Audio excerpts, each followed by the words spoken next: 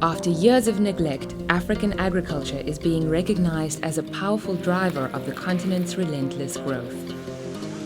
Agriculture and the business of buying and selling the food grown in Africa now accounts for nearly half the continent's economic activity. Today, Africa's agriculture and food market is worth $310 billion and has the opportunity to grow to $1 trillion by 2030.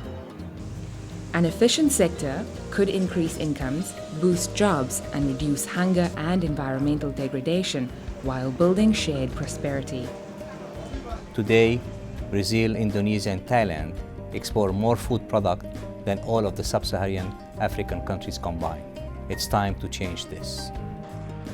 Despite being home to half of the world's fertile, uncultivated land and abundant water resources, African farmers get the smallest amount of produce from their crops globally. Africans import half the rice they eat and pay top dollar for it, $3.5 billion per year and more. At the country level, businesses are unable to maximize their potential because of erratic border policies, poor infrastructure, and poorly functioning input markets, including for seeds and fertilizers. Lack of access to capital is also a hindrance. For instance, while Senegal is competitive among its neighbors, it is held back by the difficulty farmers have accessing land, capital, finance for irrigation expansion, and appropriate crop varieties. Further east, Ghana produces fewer types of rice than Senegal, but at a significantly higher cost. The country also imports rice, but levies 40% tariffs and other charges, pushing up the price for consumers. Poor grain quality, lack of cleanliness, and packaging are major deterrents for consumers, constraining the sector's performance.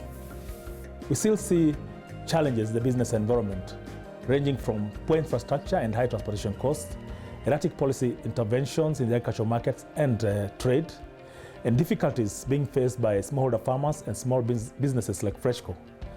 There's need for greater interventions in developing the informal value chains and also linking them with the formal value chains.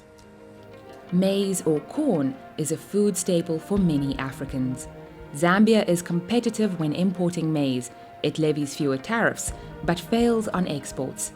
Compared to Thailand, a major producer of rain-fed maize, it costs Zambia 3 times more to produce the grain because of the high transport costs, higher labor costs, and lower yields. If we take an example of Kenya, which has been a major exporter of fresh produce to the EU, and smallholder farmers would grow crops such as green beans and export them to the EU market. This is not happening now because of the stringent conditions that have been put in the EU, where smallholder farmers cannot be able to meet these standards. There is need, therefore, to support these farmers so that they can be able to do business in this changing environment by giving them skills that can assist them. Cocoa is another example. It is sub-Saharan Africa's most important export crop. Ghana, Africa's largest cocoa producer, has upgraded technology and management, but yields are low because of aging farmers and aging trees.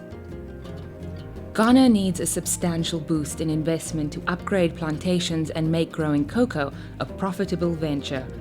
The result of these challenges to African food production and trade is more imports and rising food prices, coupled with the rising threat of climate change. African farmers and businesses must be empowered through good policies, increased public and private investment, and strong public-private partnerships. Africa is at a crossroads. A dynamic private food industry can work side by side with governments to link farmers to consumers in an increasingly urbanized continent. By investing in the agribusiness sector, African countries can tap into regional and global food markets, make more food available locally, and boost exports.